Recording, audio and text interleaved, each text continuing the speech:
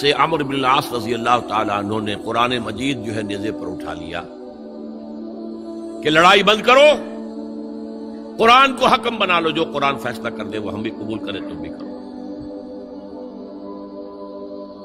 حضرت علی کا خیال یہ تھا رضی اللہ تعالیٰ عنہ یہ چال ہے، اور انہوں نے روکا اپنے ساتھیوں کو، لیکن اکثر لوگوں نے کہا قرآن آ گیا بیچ میں، اب ہم کیسے ہتھیار چلائیں؟ اس میں میرا ذہن جاتا ہے ایک حدیث کی طرف، بڑی اہم حدیث ہے، اور اس کے راوی حضرت علی ہیں۔ حضرت علی فرماتے ہیں کہ حضور نے فرمایا انہا ستکون فتنۃ، ان قریب ایک بہت بڑا فتنہ رونما ہوگا۔ حضرت علی فرماتے ہیں میں نے عرض کیا مل مخرج منہا یا رسول اللہ، اس سے نکلنے کا راستہ کون سا ہوگا؟ فرمایا کتاب اللہ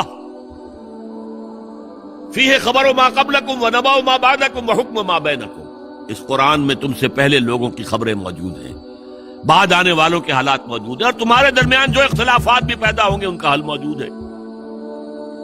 تو کیسے نہ مانتے ہیں مسلمان؟ قرآن کو حکم بنایا جا رہا۔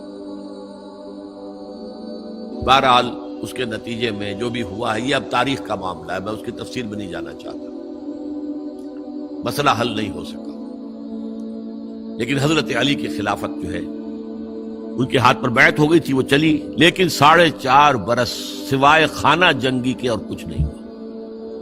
وہ جو قافلہ آگے چل رہا تھا سیل رواں، وہ 1 انچ بھی آگے نہیں بڑھا۔ البتہ قیصر روم نے جب دیکھا یہ تو آپس میں لڑ رہے ہیں، اب موقع ہے میں حملہ کروں، چونکہ وہاں قریب ترین تو حضرت امیر معاویہ بیٹھے ہوئے تھے نا، شام میں، شام سے ملحق تھا نا آگے قیصر۔ حضرت معاویہ نے خط لکھا، او رومی کتے، اگر تو نے دارالاسلام پر حملہ کرنے کی جرت کی تو سن لے کہ علی کی طرف سے لڑنے والوں میں سب سے پہلے معاویہ ہوگا تیرے خلاف، لہذا اس نے جرت نہیں کی۔ بہرحال حضرت علی کو شہید کرنے والے تھے ایکسٹریمسٹ جو خود ان کے اپنے ساتھیوں میں سے تھے۔ انہوں نے کہا وہ حکم کیوں مانا؟ ان الحکم الا للہ، اللہ کے سوا کسی کا حکم نہیں، قرآن حکم نہیں ہے، کیوں مانا تم نے؟ اور اگر مانا تھا تو اب حکم کے بعد کیوں نہیں مانتے؟ چھوڑ دو خلافت۔ بہرحال یہ کہلاتے ہیں خوارج، جنہوں نے بغاوت کی ہے حضرت علی کے ساتھیوں میں سے۔ ان میں سے 3 نے بیٹھ کے طے کیا کہ یہ 3 جو در حقیقت بڑے شخص ہیں، یہ اس وقت امت جو ہے ان کی وجہ سے اس مشکل میں پڑی ہوئی، تینوں کو قتل کر دو۔ فلاں دن صبح فجر کی نماز کے وقت ایک شخص وہاں جائے گا، ایک شخص وہاں جائے گا، ایک شخص وہاں جائے گا، اور فجر کی نماز میں قتل کر دو۔ ابن ملجم آیا، حضرت علی پر وار کیا، وار کاری ثابت ہوا۔ باقی 2 حضرت معاویہ اور حضرت عمرو بن العاص، ان میں سے ایک تو اس روز فجر میں آئے نہیں کسی وجہ سے، اور دوسرے پر جو وار پڑا وہ اوچھا وار تھا، وہ کھاری وار نہیں تھا۔ حضرت علی شہید ہوئے۔ اس کے بعد حضرت حسن کی خلافت ہوئی 6 مہینے، لیکن اب جب جنگ کا معاملہ ہوا تو حضرت حسن نے دستبرداری اختیار کر لی، حضرت معاویہ کو تسلیم کر لیا خلیفہ۔ حضرت معاویہ صحابی ہیں، کاتب وحی ہیں، حضور کے برادر نسبتی ہیں، صالح ہیں، ام حبیبہ بہن ہے ان کی جو حضور کی زوجہ محترمہ ہیں، ان کا مقام بہت بلند ہے، لیکن ہم انہیں خلفائے راشدین میں شامل نہیں کرتے، اس لیے کہ ان کا جو خلافت کو اختیار کرنا یا حکومت اختیار کرنا یہ قبائلی عصبیت کی بنیاد پر تھا، باہمی مشورے کی بنیاد پر نہیں تھا۔ لیکن 20 سال تک ان کا دور حکومت ہے، اور کوئی خون ریزی نہیں، کوئی غارت گری نہیں، کوئی اختلاف نہیں، کوئی بغاوت نہیں، کوئی جھگڑا نہیں۔ مدبر اس درجے کے تھے۔ اب آئیے آخری سٹیج آئی، حضرت معاویہ کو مشورہ دیا گیا मुगीरा इब्न शुअबा एक बुजुर्ग साहबी थे कि देखिए जनाब अमीर, मुसलमानों में इख्तलाफ हुआ, 4.5 साल 5 साल खाना जंगी रही। अब अगर फिर मामला आपके इंतकाल के बाद ऐसे ही छूट गया तो इख्तलाफात होंगे, झगड़े होंगे, मुख्तलिफ दावेदार सामने आएंगे, जंगें होंगी, फिर दोबारा जो है फसाद हो जाएगा। आप किसी को नामजद कर दीजिए। और फिर मशवरा दिया अपने बेटे यजीद को नामजद कर दीजिए। हजरत मुआविया रिलेक्टेंट रहे, लेकिन उसके बाद उन्होंने मान लिया और फैसला कर लिया। यहां मैं चाहता हूं कि बात समझ लें अच्छी तरह। इस मामले में अगर आप हजरत मुआविया की नीयत पर शक करेंगे तो मुझे आपके ईमान पर शक हो जाएगा। नीयत पर नहीं, गलती हो सकती है, सहाबी हैं, नीयत गलत नहीं थी। नीयत क्या थी? और मैं समझता हूं 100% दुरुस्त थी कि अब इतना पानी गुजर चुका है पुल के नीचे से वक्त के दरिया में कि बारे सहाबा सब रुखसत हो चुके। अब अक्सरियत 9 मुस्लिमों की है, असबियतें भी हैं, कबायली असबियतें खत्म तो नहीं हुई। लिहाजा जब तक कोई कबायली असबियत पीछे नहीं होगी हुकूमत के, हुकूमत नहीं चल सकेगी। ये इब्न खल्दून का लफ्ज है, असबियत, कोई चीज जो जोड़े आपको। तो दीनी असबियत अब कमजोर पड़ गई है, इसलिए कि हुजूर ने जिनको तरबियत दी थी वो अब गए, अक्सर और बेशतर गए। अब अगर ऐसे ही छोड़ दिया गया और कोई कबायली असबियत पुष्ट पर ना आई तो फिर खाना जंगी होगी, 5 साल तक हुई। इस बिना पर उन्होंने इसे सही समझा। आप इख्तिलाफ कर सकते हैं, सहाबा की राय से इख्तिलाफ हो सकता है, लेकिन आप उनकी नीयत पर शक नहीं कर सकते। बहरहाल वाकया क्या है तारीखी एतबार से कि ये 10वें साल में नामजद कर दिया यजीद को अपने बाद खलीफा के लिए, वली अहद। उस वक्त तकरीबन सब ने बात मान ली सिवाय 5 अफराद के। वो 5 अफराद बहुत अहम थे, बहुत। अबू बकर अहम तरीन आदमी थे, उनके बेटे अब्दुर्रहमान इब्ने अबू बकर। उमर नंबर 2 थे, अब्दुल्ला इब्ने उमर। जुबैर अब्दुल्ला इब्ने जुबैर। अब्बास अब्दुल्ला इब्ने अब्बास। और हुसैन इब्ने अली। हजरत हसन का इंतकाल हो गया था। अहले तशय्यो का कहना यह कि जहर दिया गया, वल्लाहु आलम, मैं कुछ नहीं कह सकता। मैं कोई तारीख का मुहक्किक उस मानी में नहीं, मैं मोटी मोटी बातें जानता हूं। बहरहाल इंतकाल हो गया था। 5 आदमियों ने नहीं माना, लेकिन देखिए ये थी तदब्बुर की बात हजरत अमीर मुआविया की। कोई दबाव नहीं डाला, कोई जबर नहीं किया, कोई किसी को नुकसान नहीं पहुंचाया कि नहीं मान रहे तो ये कर दे, नहीं। देखेंगे जब वक्त आएगा। जब वक्त आया हजरत मुआविया के इंतकाल के बाद, अब एक साहब जा चुके थे, हजरत अब्दुर्रहमान इब्ने अबी बकर फौत हो चुके, अब 4 रह गए। 3 इबादिला, अब्दुल्ला इब्ने उमर, अब्दुल्ला इब्ने अब्बास, अब्दुल्ला इब्ने जुबैर, एक हुसैन इब्ने अली रज़ी अल्लाह तआला अन्हुम अजमईन। जब बैत हो गई यजीद की तो अब इनके दरमियान इख्तिलाफ हुआ। ये बात अच्छी तरह समझ लीजिए, तारीखी हकाइक, मोटे हकाइक को छोड़कर बारीकियों में जब पढ़ते हैं तो मामला गलत हो जाता है। मोटे हकाइक को समझिए, 2 एक तरफ हो गए, 2 एक तरफ हो गए। अब्दुल्ला इब्ने अब्बास की राय हुई कि अगरचे ये गलत काम हुआ है, ये कैसर और किसरा की सुन्नत पर अमल हो रहा है, लेकिन ये ऐसी बड़ी बात नहीं है कि खूरेजी शुरू कर दी जाए और अमन व अमान खत्म हो जाए। यही बात अब्दुल्ला इब्ने उमर की हो गई। ये 2 तो एक हो गए। मसलहत कह लें, जो भी समझे, लेकिन नीयत पर हमला नहीं कर सकेंगे आप। दयानतन उन्होंने ये समझा कि अब जबकि हो गया मामला तो ठीक है, حرام مطلق تو کہیں نہیں لکھا ہوا قرآن کے اندر کہ بیٹا نہیں ہو سکتا، کہیں نہیں لکھا ہوا۔ بہرحال ان دو کی رائے یہ ہوئی کہ اگرچہ کام غلط ہے لیکن اتنا غلط نہیں ہے کہ اس کو چیلنج کیا جائے اور اس سے جو ہے خانہ جنگی شروع ہو جائے اور فساد شروع ہو جائے۔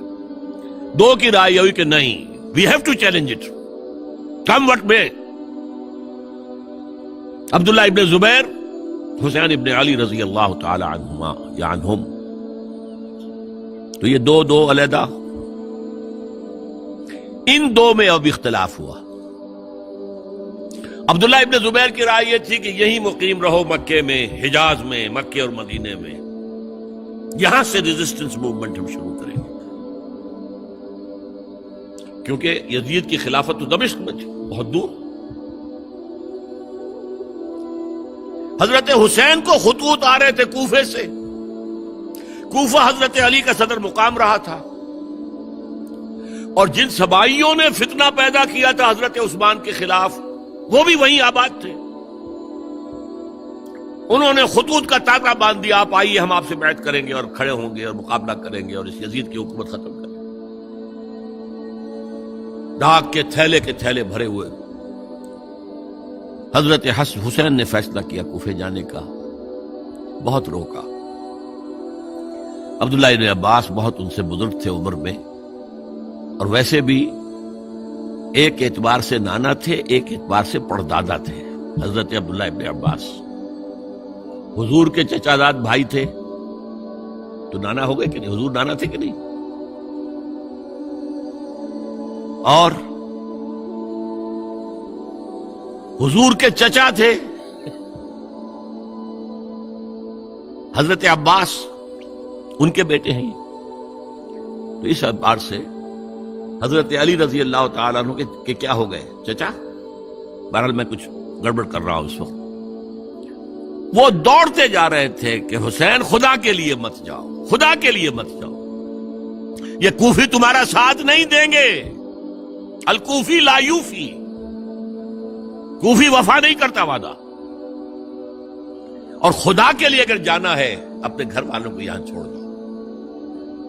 بس حضرت حسین پر رضی اللہ تعالی عنہ جو ایک کیفیت تھی، انہوں نے سب باتوں کو نظر انداز کیا۔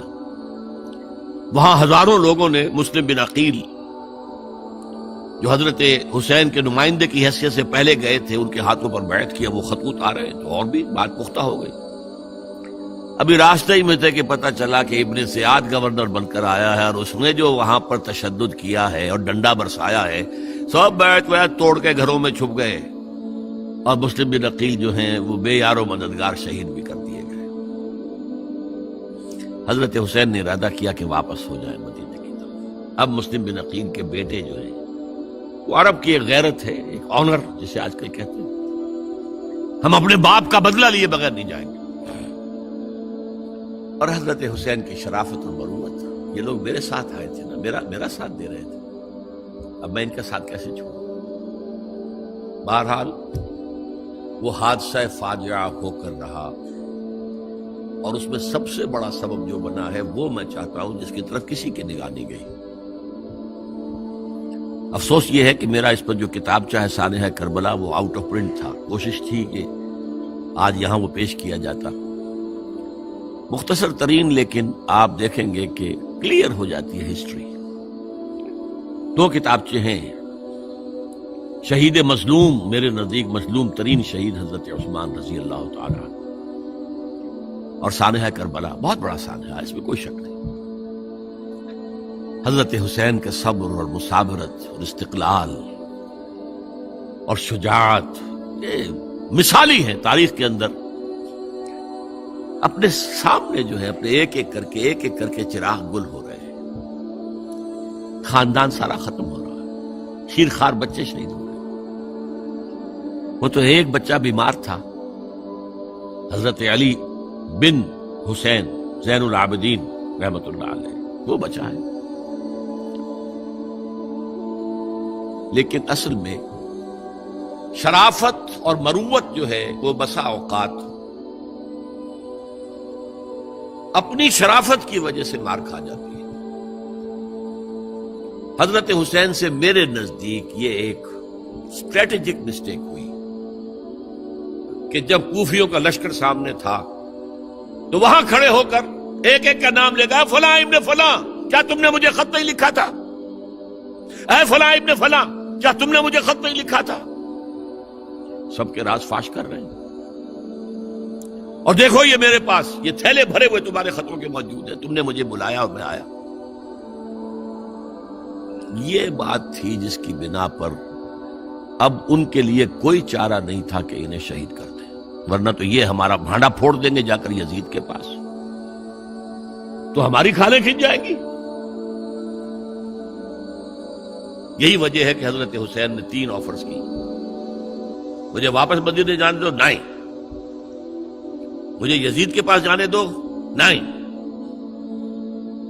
مجھے کہیں اسلامی سرحد پر بھیج دو، میں وہاں پر کافروں سے جنگ کرتے ہوئے زندگی ختم کر لوں گا، نہیں، ہیئر اینڈ ناؤ بیٹھ کرو۔ یہ حضرت حسین کی شرافت، غیرت، حمیت، مروت اس کے خلاف تھا، لہذا انہیں شہید کیا گیا۔ اور پھر خیموں کو آگ لگائی گئی، یہ نوٹ کیجئے کیوں لگائی گئی۔ اگر تو یہ غصے اور انتقام میں اور وینجینس میں ہوتا تو حضرت علی بن حسین زین العابدین کو بھی شہید کرنا چاہیے تھا، نہیں کیا۔ اگر یہ اس طرح کا معاملہ ہوتا تو خواتین کی بے حرمتی ہوتی، نہیں ہوئی۔ یہ خیمے کیوں جلائے؟ تاکہ وہ جو ایویڈنس ہے وہ ختم ہو جائے، ہمارے خلاف یہ جو ڈاکومنٹری پروف لیے پھر رہے ہیں، خیمے جلیں گے اور یہ تھیلے بھی جل جائیں گے اور یہ خود بھی جل جائیں گے اور ہم بچ جائیں گے۔ یہ ہے میرا تجزیہ۔ بہرحال اس میں کوئی شک نہیں کہ تاریخ انسانی کے عظیم حوادث میں سے وہ ہے، اور میرے نزدیک حضرت حسین رضی اللہ تعالیٰ عنہ کا اختلاف کر سکتا ہے، جو چاہے کرے، حضرت حسین سے اختلاف کرے اور اتفاق کرے حضرت عبداللہ ابن عمر، عبداللہ ابن عباس کے ساتھ، تب بھی ٹھیک ہے،